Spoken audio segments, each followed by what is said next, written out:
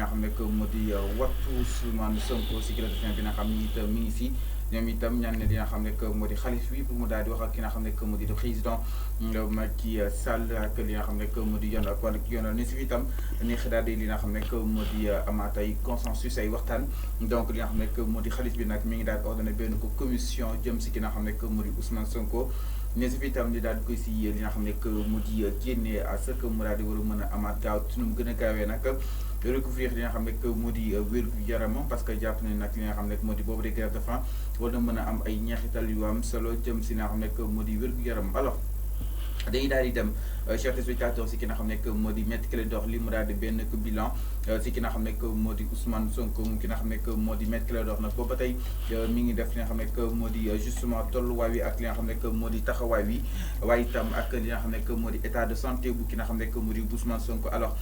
si li nga xam ne que moo di justement chers téléspectateurs si heure yi ñu daal di génn ki nga xam ne que moo di Maître Clédor jàpp na ne nag li nga xam ne que moo di Ousmane Sonko donte sax génn na fa mu nekkoon di nga xam ne que moo di justement réanimation waaye ki nga xam ne que moo di Sonko nag ba tey mi ngi wéy di daal di am li nga xam ne que moo di benn taux bu xaw a faible si wàllu ko glycémie moom loolu la daal di xam ne exactement mu daal di jàpp ni itam amoon na yenn alternative su ma ne article 131 ma ni kon yoon ak wàllu yoon nag bëgguñu ko daal di utiliser jëm si ki nga xam article 139 autant que pour moi du code de procédure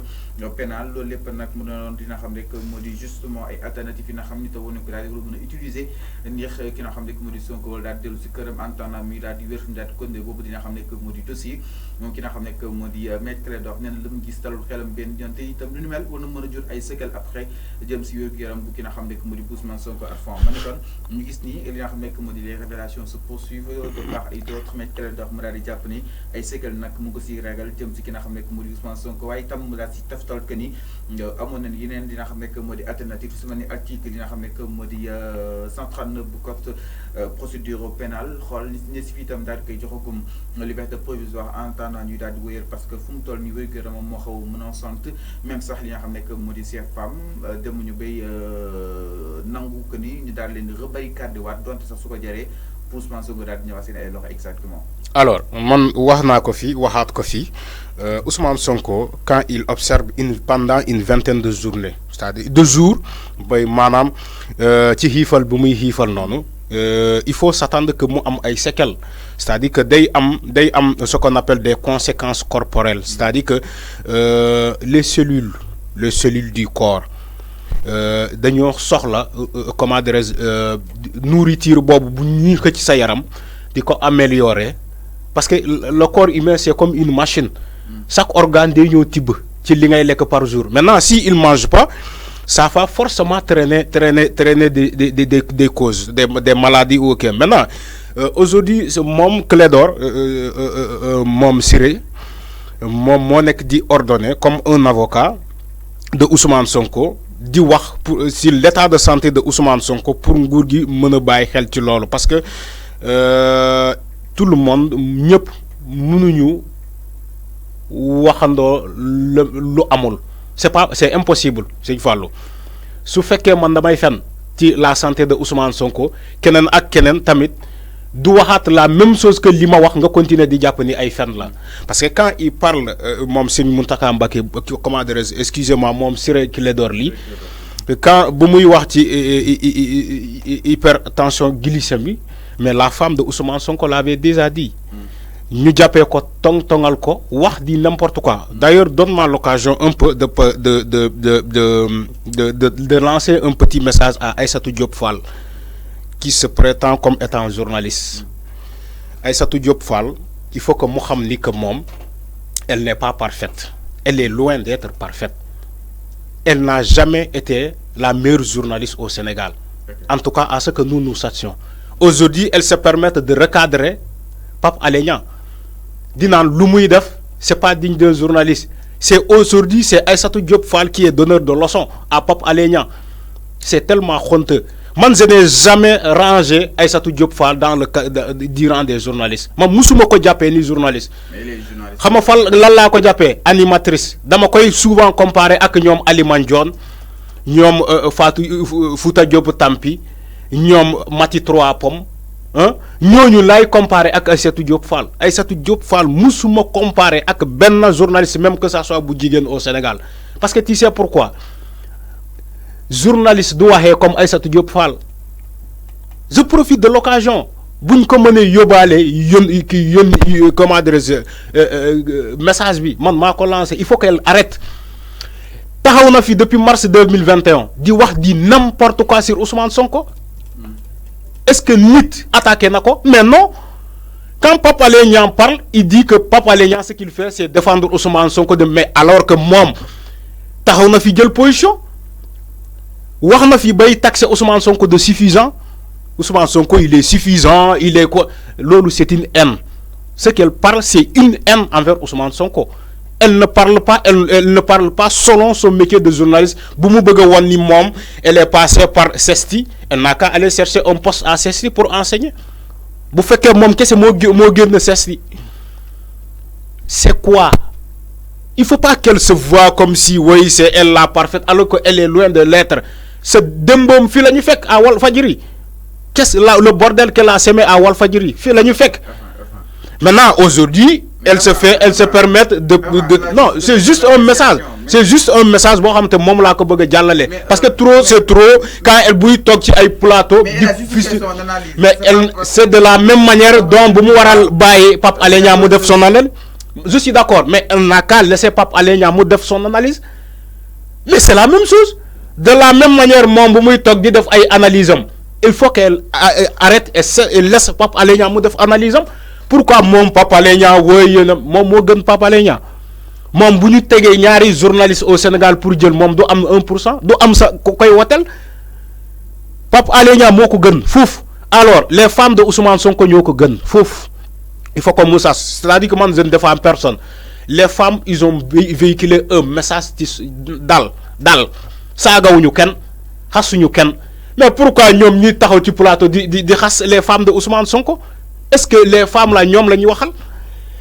Donc eux ils peuvent se permettre de dire dans des plateaux lu len neex. Maintenant si autour des femmes de Ousmane Sonko de prendre la parole pour ñaan ci njekk clémence pour ñu baye sen jëkkër ñom elles voient ça comme une obscurité, c'est mal quoi. Mais eux elles peuvent se permettre de rester dans des plateaux télévisés di saga qui elles veulent di wax lu len neex ci elle qui elle veut ci Ousmane Sonko mom Aïssatou Diop Fall que ça soit Mame Gor Diazaka. Maintenant, quand c'est les autres qui parlent, nous non, nous fan lañu nakon ba ñi ñom Aïssatou Diop Fall fan lañu nakon quand il faisait ces acharnements sur la personne de Ousmane Sonko. Est-ce que musna taxaw défendre Ousmane Sonko même ne serait-ce que pour faire semblant ak kenen il faut que ça s'arrête. Donc si je reviens maintenant dans le cadre de Ousmane Sonko qui est malade, je dis, j'ai l'habitude de le dire. Bougazeli fébarona na fi sur un supposé diabète. Ñu bàyyi ko mu génn liberté provisoire ba léegi mu ngi ne di taxawaalu. Aujourd'hui on parle de Ousmane Sonko ainsi que ay ñoom Cheikh Bara ñuy observer grève de la faim parce que ñi dem bay tudd ni dañoo feebar mais nangu ñu leen jox liberté provisoire au nom de quoi? Alors que tu l'as fait pour ñeneen ñoo xamante ne ils ont été pris flagrant délit mooy maanaam loxo ci poste lañ leen jàppee faux billet Bougazeli ba mu ne ci ay vidéo yàqu na. Il n'a même pas fait 1 an, il n'a même pas fait 6 mois de casso. Oui, dama diabète, ñu né way dafa diabète sucre xawma lan ñu bay ko liberté provisoire. Aujourd'hui ñoñu seen dundu mu ngi ci xott gerté. Mais nangu ñu len bay ñu dem observer comment dire ñu dem xol ay médecins, ñu dem faju ji au nom de quoi? Et on dans un état qui s'appelle au Sénégal. Mais fofu la ñuy waxé buñu amé lu ñuy wax ñom nañu wax ci lolu. Ba pare parce que tay ñooñu la dal suba xamuñu kañ lay dal kan lay dal mën na ñëw ba ci yow mi taxaw di wax di n'importe quoi. Maintenant quand Ousmane Sonko dagan na way ñaw lu ko dal baxna c'est comme si c'est pas un être humain. Cheikh Bara c'est pas comme si c'est pas un être humain. Nit dof Hannibal Djim kenen ak kenen c'est des familles tout entières ñoo nek ci prison. Parfois da ngay dawal yërmande yalla ci loolu lay nawé ci loolu lay fayé. Mais enfin, est-ce qu'entre temps les avocats comme Ousmane Sonko a demandé ou ils ont introduit une demande de liberté provisoire parce que boobu tey ñi wax que ni il est temps ñu bàyyi ko mais est-ce qu'ils ont acté li nga xam ne que moo di les procédures allant dans ce sens? man loolu man yëguma ko mais man dama jàpp ni parce que loolu la ñuy xaar. ma ne dama jàpp ni est-ce que jàppoon ni les avocats de Ousmane Sonko sont assez outillés et responsables pour voir l'état de leurs clients actuellement pour ñu bañ a dugal liberté provisoire man j'en suis convaincu. Si actuellement l'état de santé de Ousmane Sonko nga jàpp ni que ñooñu dugaluñu comment dire liberté provisoire au niveau du juge non quand même neel kay ñoom ñoo ko bëggul may liberté provisoire ainsi que Cheikh Bara ak keneen xoolal Cheikh Bara bàyyi woon ak fi après kii ne procureur defaat encore autojugé ñu jàppaat ko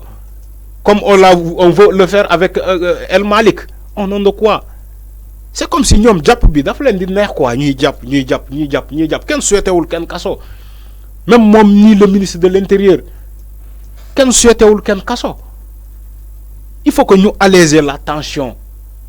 Sénégal lu muy traverser actuellement doy na sëkk xoolal l'affaire de Fass Boy comment des gens ñuy seppi ay nit yu dee comme ay mouches dans la mer nii billaay sa xel bu la dellulee ci yàlla mën ngaa def loola ne quand tu vois des gens mourir comme des mouches ñu leen di seppi ci géej gi mais yow loolu ça doit te suffire largement pour nga delloo si say xel ci yàlla pour nga commencer changer say anam yi ngay doxalee parce que on sait jamais ça peut venir à tout moment parce que loolu garanti wul ko kenn du moment où nous sommes tous des mortels yàlla moo ko wax ci alquran mbaa yéen a ngi sóoraale seen bés dina ñëw mbaa yéen yàlla ne cesse de ñu fàttali yàlla daf ñuy fàttali chaque jour mbaa yéen a ngi sóoraale voilà noonu lay mel moo tax ma ne la boo nekkee ci nguur c'est pas éternel c'est éphémère da ngay wàcc après da ngay taxaw toog di jël say kurus di ñaan di julli alors que yow defoo nga jëye yu bëri dans le passé am na yoo xamante ne du yàlla moo la koy baal mais sa morom doomu aadama moo la koy baal tant que baalu la ko sa giiru dund yëpp di nga ko gis mais c'est ce qu'on voit au Sénégal cette mentalité de haine cette arrogance dans tous les secteurs ci politique bi la gën a kii non kii comme ennemi di saaga di xaste au nom de quoi. C'est clair. Justement donc chers spectateurs ma leen fàttali ki nga xam ne que moo di Maître Clédor kàddu yooyu la daal di yëkkee exactement mu daal di jàpp ni Ousmane Sonko mi ngi nekk li nga xam ne que moo di peut-être mi ngi daal di souffrir benn ko manque jëm si wàllu ko glycémie si li nga xam ne que moo di wér-gu-yaramam jaar si war a mën a bàyyi xel bu baax a baax ñoom itam ñu ngi daal di addu daal di jëm bëgg li nga xam ne mooy la libération bu Ousmane Sonko waaye itam daal di saisir récemment li nga xam ne que moo di ONU allant li nga xam ne que moo di dans ce sens justement ñoom itam wax nañ aussi si Hannibal Djim ak ki nga xam ne que moo di Cheikh Bara instant bi ñoom ñaar dañoo bañ tout son venant li nga xam ne que moo di support médical bi avant ki nga xam ne que moo di Hannibal Djim ak ki nga xam ne que moo di Cheikh Bara Ndiaye instant bi nangootuñ jël benn soin. Mais la situation est alarmante xam nga ñoom Hannibal Djim ils sont pas Sonko maintenant bu fekkee yow da nga aile Sonko mais ñooñu où sont-ils dans tout ça Cheikh Bara Ndiaye